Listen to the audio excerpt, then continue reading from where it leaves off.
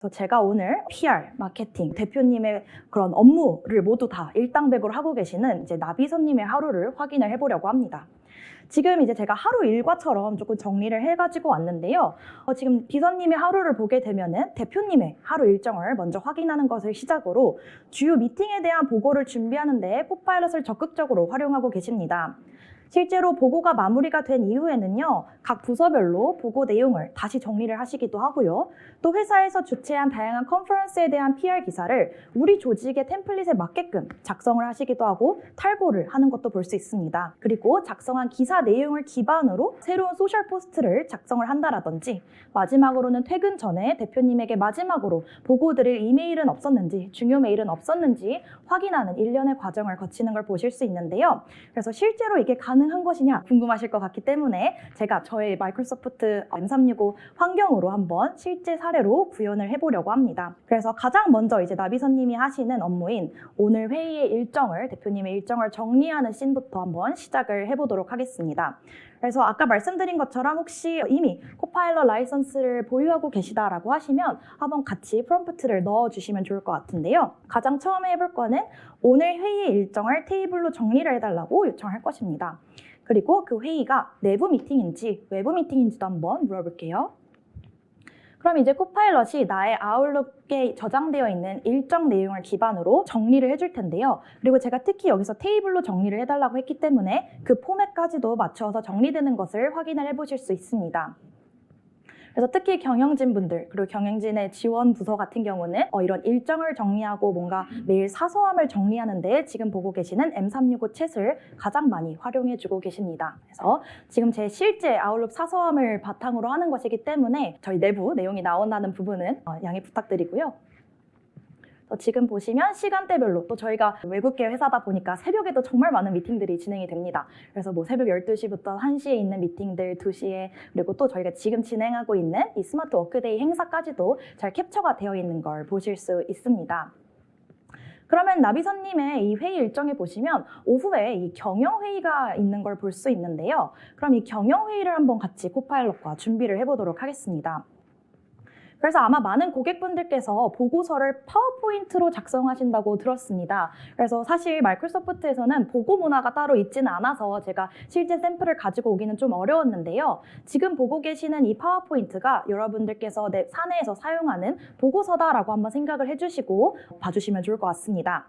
그래서 가장 먼저 해볼 거는 이제 비서님께서 각 부서한테 각각의 보고 자료를 받았고 그거에 대한 중요 내용을 발췌해야 된다라고 가정해 보도록 하겠습니다. 그렇게 했을 때는 파워포인트에 와서 이 프레젠테이션의 내용 자체를 요약해달라고 하실 수 있습니다. 지금 제가 샘플로 가지고 온 건 영문 문서인데요. 그럼에도 불구하고 제가 한국어로 이제 프롬프트를 입력을 했기 때문에 그 영문의 내용이 해석이 돼서 번역이 돼서 한국어로 잘 캡처가 되는 거를 보실 수 있습니다. 그래서 화면이 조금 작은 것 같아서 제가 좀 줌을 해드릴게요.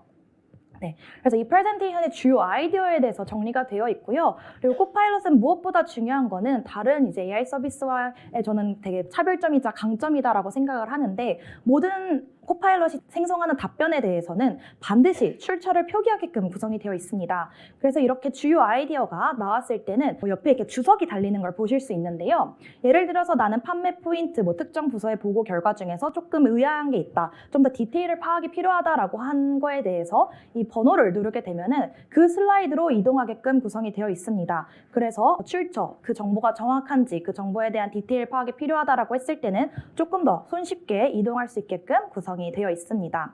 그럼 이런 식으로 나비선님께서 보고의 주요 내용들을 다 파악을 했다라고 가정을 하고 이어서 대표님에게 실제로 보고서로 올릴 거를 한번 작성을 해보도록 하겠습니다.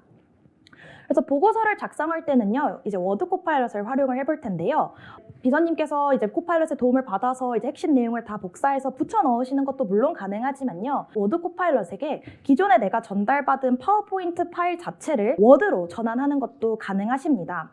그래서 그걸 하는 방법을 좀 보여드릴 건데요. 이제 프롬프트 창에서 슬래시를 누르면 내가 참조할 수 있는 파일이 나타나게 됩니다. 주로 내가 최근에 작업했던 파일들이 나타나는데요. 만약에 나타나지 않는다라고 하시면 그 파일의 이름을 입력을 해주시면 됩니다. 그래서 아까 썬더볼트 2023 프레젠테이션 PPT 파일 형식인 거 보실 수 있습니다. 그래서 이 파일의 주요 내용을 보고서로 만들어 달라고 할 건데요. 여기서 조금 팁을 드리자고 하면은 프롬프트입니다. 프롬프트를 어떻게 입력하느냐에 따라서 굉장히 다른 답변이 생성이 될 수 있습니다. 그래서 코파일럿한테 단순히 그냥 이거를 뭐 워드로 바꿔줘라고 하는 것보다도 내가 이걸 왜 필요한지, 이게 어떤 상황에 필요한 건지를 조금 설명을 해줄 겁니다. 그래서 대표님에게 전달할 보고서 형태로 작성해줘라고 요청을 할 거고요. 그러면 아까 보셨던 그 영문으로 작성되어 있는 프레젠테이션이 하나의 워드 파일, 그것도 보고서 형태로 작성되는 것을 보실 수 있습니다. 네, 제 오늘 실제 날짜도 반영이 잘 되고 있네요. 그래서 아까는 이제 프레젠테이션에서 그냥 주요 내용만 알려줘라고 했기 때문에 몇 가지 블랙 포인트로만 가지고 왔다라고 하면은 이제는 보고서 형태이기 때문에 조금 더 이제 살을 붙여서 이제 서로 뭐 제품 개요 각각의 섹션을 나눠서 작성이 되는 것을 보실 수 있습니다. 근데 제가 여기서 한 가지 더 보여드리고 싶은 거는요. 단순히 이렇게 전환하는 것도 좋지만 아마 여러분들께서 실제 이제 우리 회사에서 사용하는 템플릿들이 아마 있으실 겁니다. 뭐 템플릿이 아니더라도 우리는 반드시 보고서에 특정 뭐 내용이 들어가야 된다라든지 아니면 특정 형식을 따라야 되는 경우가 많으실 것 같은데요. 현재로서 워드 코파일럿에 뭔가 템플릿을 띄워놓고 이걸 채워줘라고 하는 거는 아직은 구현이 되지 않습니다. 하지만 프롬프트로 최대한 유사하게 해볼 수 있는데요.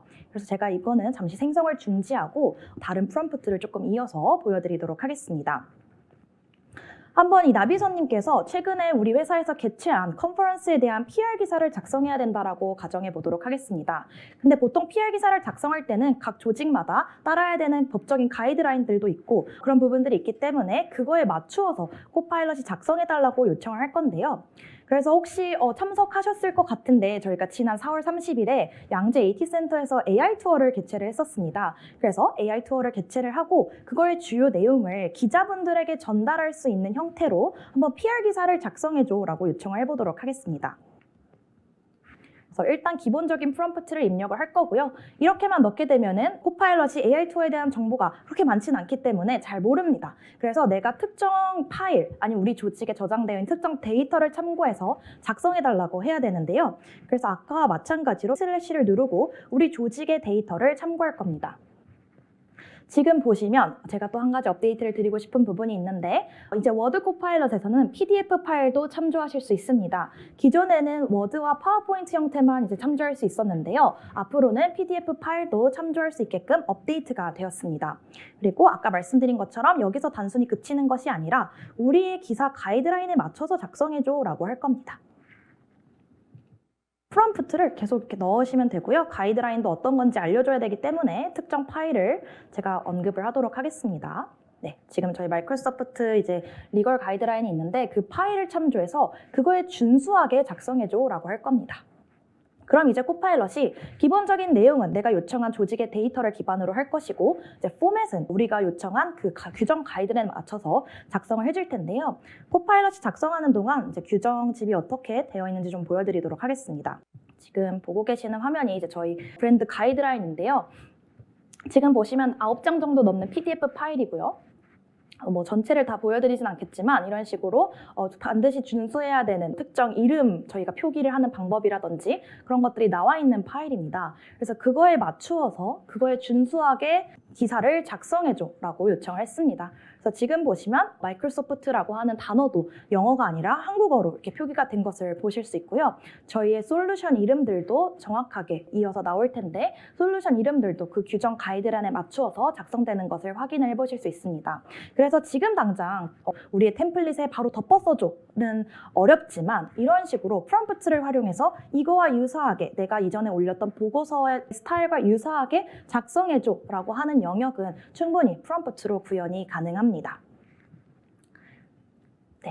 지금 실시간으로 작성이 되고 있는데 잠시 중지를 하고 이어서 몇 가지 기능 더 보여드리도록 하겠습니다.